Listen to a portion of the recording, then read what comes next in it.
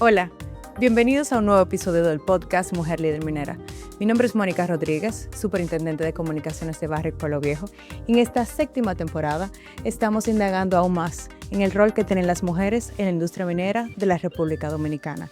Hoy tenemos el honor de conversar con Emil Abreu. Ella es gerente de Relaciones Gubernamentales para Barrick Pueblo Viejo y es quien se encarga de llevar esa relación con nuestro socio estratégico, que es el Estado Dominicano. Emil, bienvenida al podcast Mujer Líder Minera. Muchas gracias, Mónica, por estar aquí en este espacio. Agradezco esta participación y esta apertura conmigo, así que gracias. De verdad que para mí es un honor tener este espacio contigo. Tienes muchos años dentro de Barrick Pueblo Viejo y creo que esta es una oportunidad de que podamos conocer tu trayectoria, pero también conocer de ese rol tan importante que es la relación con el Estado Dominicano. Que para nuestra audiencia nos puedas contar de dónde eres y cómo llegas a la industria minera. Bueno, en realidad, si supieras que es bastante interesante porque mi familia viene de Cebicos, de Cotuí. No lo supe hasta cuando me tocó por primera vez visitar las instalaciones donde teníamos que hacernos los exámenes médicos para poder entrar a Barrick. Fue una experiencia bastante interesante saber que mi familia realmente era oriunda del mismo sitio donde está la mina. Y luego de eso, en mi carrera profesional, yo soy ingeniera civil. Empecé cuando estaba ya en mi último trimestre de la universidad, ya siendo parte de mi etapa final. Y ahí me dieron la oportunidad en la empresa de ingresar ya en la parte de permisos, siendo asistente técnica en esa área. Esa fue un área bastante interesante porque te daba una apertura a poder conocer todos los procesos regulatorios que tiene el país para nosotros poder habilitar la mina y construirla para ponerla en operación. Yo fui la encargada inicialmente de tramitar esos permisos para esas instalaciones permanentes, que fueron alrededor de 25 edificios de los más importantes de la operación, dentro de ellos molinos, autoclaves, refinería, la entrada del acceso a la mina, las oficinas administrativas, entre otras facilidades. Así que eso me dio una perspectiva de todos esos requisitos técnicos y legales que la empresa tenía que tener para poder hacer realidad la construcción y la operación de la mina. ¿Y cuáles son los pasos que tú recorriste dentro de Pueblo Viejo hasta llegar a tu rol actual? Bueno, sí, eso es esa es una pregunta bastante interesante porque a pesar de haber iniciado en permisos, luego hubo una oportunidad en donde pasé al área de proyectos de seguridad, lo cual también me permitió conocer esa área de seguridad y protección del activo de manera física. Y no solamente física, también de manera digital, todos los sistemas y circuitos cerrados que también había que mantenerlos vivos y poder llevarlo a la tecnología que se necesitaba para poder resguardar la seguridad del activo, en el caso de nosotros de la protección de la mina. O sea que luego de esa oportunidad de durar unos años ahí, me hicieron parte también del área de proyectos capitales, donde ahí también pudimos ver todos los proyectos de infraestructura que teníamos que construir y aportar desde mi carrera siendo ingeniera a todo el diseño, a toda la concepción de los alcances de trabajo en esas infraestructuras que la mina necesitaba de apoyo. Buenísimo. Y ya ahora en tu rol de gerente de relaciones gubernamentales, ¿cómo ves esta área y cómo ves su impacto de cara a la industria minera? Creo que en relaciones gubernamentales es un enlace bastante importante entre lo que la empresa quiere, pero también sobre lo que el Estado mismo también quiere. Nosotros tenemos que buscar la forma de, primero, cumplir con el marco regulatorio, pero también entender que el gobierno tiene unas prioridades, las cuales nosotros también tenemos que balancear y de alguna forma em, alinear esas expectativas para que nosotros también podamos lograr nuestros objetivos como negocio. O sea que siento que es un enlace estratégico que aporta desde el punto de vista de ese diálogo, de construir esas relaciones y esas alianzas sólidas con ellos, transmitiendo cuáles son nuestras necesidades, pero también alineados a esos objetivos que ellos también tienen. Tú hablas de relaciones. ¿Cómo se construyen esas relaciones del Estado con la industria minera? Bueno, esas relaciones, yo entiendo que una de las claves principales es tener una comunicación muy abierta y directa, transmitiendo realmente lo que nosotros queremos hacer, pero también tenemos que respetar ese otro lado con el cual nosotros tenemos que llegar a una especie de consenso. Eso se construye no solamente con palabras, sino también con acciones, donde tú realmente puedes ver al final la combinación de ambas con un buen resultado cuando se alinean. O sea que creo que eso es lo que nosotros mayormente aportamos ahí. Y cuando hablamos de cumplimiento, ¿cómo aseguramos que eso sea parte de el ADN de nuestra empresa, de siempre estar en cumplimiento con las normativas que debemos cumplir? Yo para mí es una de las cosas que más me atrajo de la industria en ese momento, porque el cumplimiento para Barrick es algo, vamos a decir que lo tenemos que tener en la sangre. O sea, viene desde que tú inicias el recorrido a ser parte de la empresa. Y si eso no forma parte de tu ser, vamos a decirlo así, y naturalidad de la forma que tú haces tu trabajo, o sea, creo que estás en la empresa errónea. O sea, que eso nace con la naturalidad y los valores que la empresa te inculca y de los que tú también tienes, que es uno de ellos la integridad.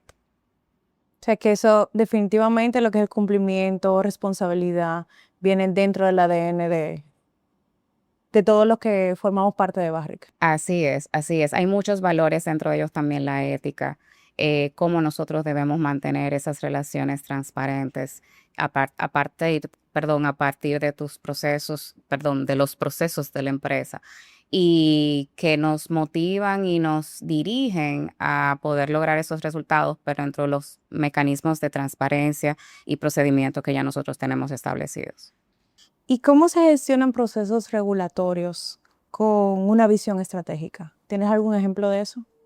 Un ejemplo que puedo mencionar es cuando nosotros tuvimos que exportar, por ejemplo, el mercurio, que nos tocó hacer un relacionamiento no solamente con el Ministerio de Medio Ambiente, sino también con el Ministerio de Relaciones Exteriores, quienes fueron partes esenciales dentro de ese proceso y de comunicarnos cuáles eran esos requisitos que nosotros teníamos que hacer, que por primera vez nos iba a tocar exportar una sustancia como esa o unos residuos como eso. Entonces, Que vale destacar que ese mercurio estaba en la mina desde desde que llegamos, o sea que eso venía de una operación anterior y le tocó la responsabilidad a Pueblo Viejo de poder hacerse cargo de manera responsable de esos residuos peligrosos. así es. Eso fue parte de la operación anterior, de la Rosario, en este caso, como bien indicas, Mónica. Y creo que fue un aporte de parte de la empresa bastante importante el poder remediar y disponer de manera correcta a las entidades correspondientes fuera del país. O sea que fue una de las experiencias que puedo mencionar en ese sentido que fue bastante exitosa. Buenísimo. ¿Y cómo se relaciona la institucionalidad y con la confianza? O sea, cómo nosotros como empresa fortalecemos la confianza entre el Estado, la industria y la sociedad de la República Dominicana.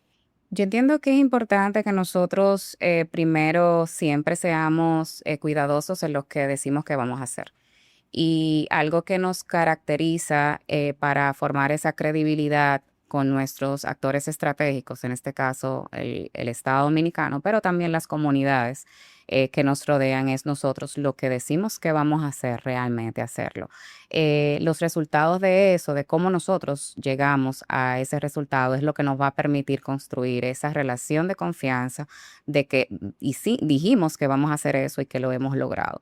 Uno de esos ejemplos que puedo mencionar es la construcción, por ejemplo, del museo, que viene siendo un compromiso desde el inicio de las operaciones de Pueblo Viejo, y la empresa ha destinado fondos importantes para poder construir y mostrar la historia de Pueblo Viejo Sí, ese es el Museo del Oro y la Plata. que vamos a construir en Cotuí. Ujú. Sí, eso es en alianza con el Ministerio De de cultura. Cultura. Así Correcto. es. Y ellos han tenido también una parte o un rol muy importante en ayudarnos a complementar cómo se exhibirían todas esas piezas y contar la historia, no solamente de la mina, sino también de la provincia Sánchez Ramírez. Totalmente. Y es que creo que lo que es la minería en República Dominicana tiene una larga historia, pero quizás como país no tenemos tanta cultura. Y creo que esta iniciativa que mencionas del Museo del Oro y la Plata, que se va a hacer en Cotuí, va a ser una forma de acercar a las personas a la minería y de una forma exponer lo que había antes y quizás hasta contrastar con lo que existe ahora con la minería moderna. Totalmente de acuerdo. Creo que las personas debemos de integrarnos un poquito más y educarnos en la forma de todo lo que realmente aporta la minería a nuestras vidas y a nuestra vida cotidiana, desde el uso del teléfono, desde el uso de la ropa que tenemos, desde la construcción de nuestras propias casas, o sea, todo al final viene de la minería, pero de una minería responsable. Definitivamente. Y desde tu rol como gerente, ¿cómo ves evolucionando el área de relaciones gubernamentales en un entorno donde cada vez la sostenibilidad y la transparencia son los caminos a seguir? Yo creo que cada vez se vuelve un elemento más estratégico entre ambas partes porque relaciones gubernamentales funge de alguna forma como ese ente o ese árbitro que se encarga de hacer que el marco regulatorio que las empresas necesitan continuar o seguir se lleven a cabo, y teniendo ahí el Estado como un socio que también nos permite, pero también nos ayuda y nos da las pautas que nosotros tenemos que cumplir aquí en la República Dominicana. O sea que creo que cada vez es de mayor interés tener relaciones gubernamentales como un ente importante, sobre todo porque ayuda a que tenga continuidad la operación y el negocio. Buenísimo. Desde tu posición, ¿cómo entiendes que contribuye un liderazgo más diverso, un liderazgo donde hay más mujeres en posiciones, vamos a decir, de toma de decisión? ¿Cómo crees que esto influye en la relación que tiene la industria con el Estado? Ahí pienso que una de las partes que más contribuye es tener un equipo multidisciplinario. O sea, sin tener un equipo multidisciplinario que te aporte cada punto de vista a esa toma de decisión que es tan valioso, que deberíamos siempre tenerlo como una buena práctica, eso es fundamental. Eso nos da una perspectiva mucho más amplia de cómo podemos abordar los temas, pero sobre todo también búsqueda de soluciones y alternativas. O sea, no solamente podemos sesgarnos a un solo punto de vista, sino de realmente tener la empatía también, de recibir y entender cuáles son las otras oportunidades que también están viviendo otros sectores y otras disciplinas, si pudiéramos decir. Entonces, creo que esa contribución de cada parte fortalece esa toma de decisión, o sea que es muy importante tomar eso en cuenta. Excelente. ¿Y qué cambios positivos has visto con el crecimiento de las mujeres en estas posiciones de liderazgo dentro de la industria minera? En ese aspecto, creo que una parte muy importante que aportan las mujeres siempre es la forma tan detallista de hacer las cosas. También de que siempre hay una colaboración, hay un consenso, hay una participación no solamente de la mujer, sino también de todas las partes involucradas en los procesos. Creo que ayuda mucho hacer ese enlace empático entre todas las partes. Para mí, eso es como parte de los aportes positivos que nosotras como mujeres aportamos en este sentido al sector. ¿Y cómo motivaríamos a que más jóvenes, a que más mujeres pudieran entrar a la industria minera o quizás que se interesen por roles tan estratégicos como el que tienes de relaciones gubernamentales? Pienso que tenemos que compartir más nuestras experiencias, no solamente cuando nos va bien, sino también cuando no nos va tan bien y que eso nos ayuda a crecer y a hacer las cosas de una manera distinta. Pero sobre todo hay que recordar que nada va a ser perfecto y que si no tenemos esa resiliencia y esa forma de continuar persiguiendo lo que nosotros queremos lograr, no nos podemos cansar. Entonces, pienso que esa persistencia es importante, que aunque no nos salga como queremos, tenemos que continuar, tenemos que seguir hasta nosotros poder lograr y alcanzar lo que queremos.